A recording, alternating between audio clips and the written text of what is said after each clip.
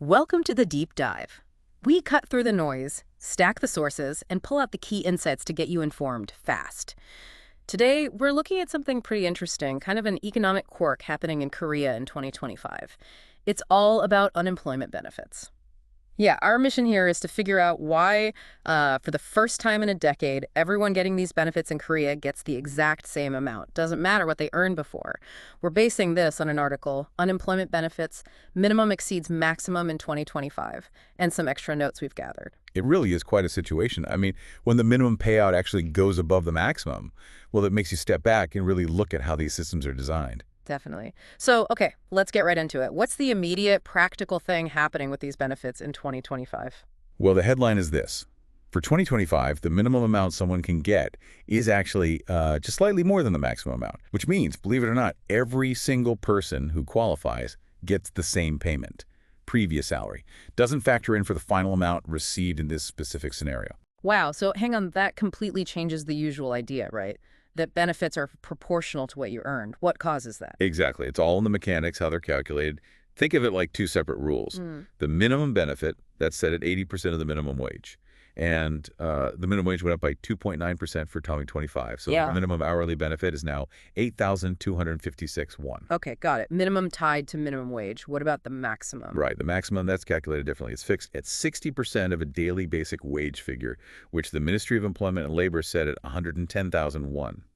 If you work that out hourly, it comes to 8,208 won. Ah, I see it now. So at the minimum, 8,256. Is 48 won more per hour than the maximum of 8,208 won. It seems small, 48 won, but the result is huge.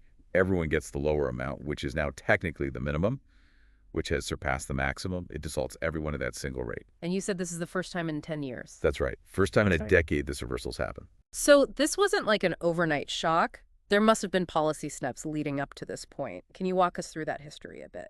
Absolutely. You have to look back to 2019. The ministry made some pretty significant adjustments then. They changed the minimum benefit calculation. It used to be 90% of the minimum wage. They lowered it to 80%. Okay, I lowered the minimum calculation. Yeah, but they also changed the maximum. It went from being 50% of a higher base wage, 132,001, to the current 60% of a lower base wage, that 110,001 figure. So the maximum didn't really go up much, or maybe even effectively stayed flat relative to potential earnings, while the minimum kept rising with the minimum wage. You got it. The outcome was that the gap between the minimum and maximum payments got much, much smaller. That really set the stage, you know.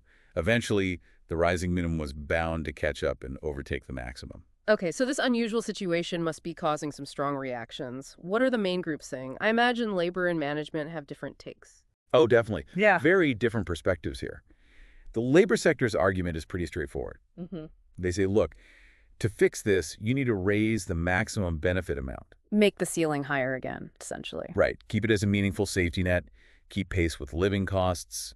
Makes sense from their perspective. And the management side. They come at it from the other direction. They argue the minimum benefit needs to be looked at, maybe lowered or delinked from the minimum wage. Their point is that because it's tied to the minimum wage, it goes up automatically every year, putting pressure on the system's finances. And there's also a concern sometimes voiced that if the benefits are too close to potential wages, it might reduce the urgency for people to find new work. Right, the incentive argument. So these are clearly competing views based on different priorities. It's important for you, the listener, to just hear these different arguments as they're being made. And this kind of tension, it often plays out at the government level too, right? How different administrations approach the whole employment insurance fund. Yeah, you see distinct philosophies. The current Yoon Suk-yeol government, for example, has reportedly considered lowering that minimum benefit level. A key reason seems to be the financial health of the employment insurance fund itself. It's facing a pretty big deficit, something like 4 trillion won. Wow, that's significant. So controlling costs is a major factor there. It seems to be. Now, contrast that with the previous Moon Jae-in administration. Their view was quite different. They tended to see that fund deficit as, well, almost a natural part of having a strong social safety net. You know, the fund pays out more during tough times. That's its job. So more focus on the social protection role, maybe less on the immediate bottom line. Kind of, yeah. Prioritizing the function over purely the financial balance. And then building on that foundation, the current opposition, led by Lee Jae-young, continues to really emphasize the public, sort of universal role of employment insurance. strengthening it as a safety net for everyone. So bringing it all together then, we've got this really unusual situation in Korea for 2025. The minimum unemployment payment is exceeding the maximum. It means everyone gets the same amount, which challenges the usual structure.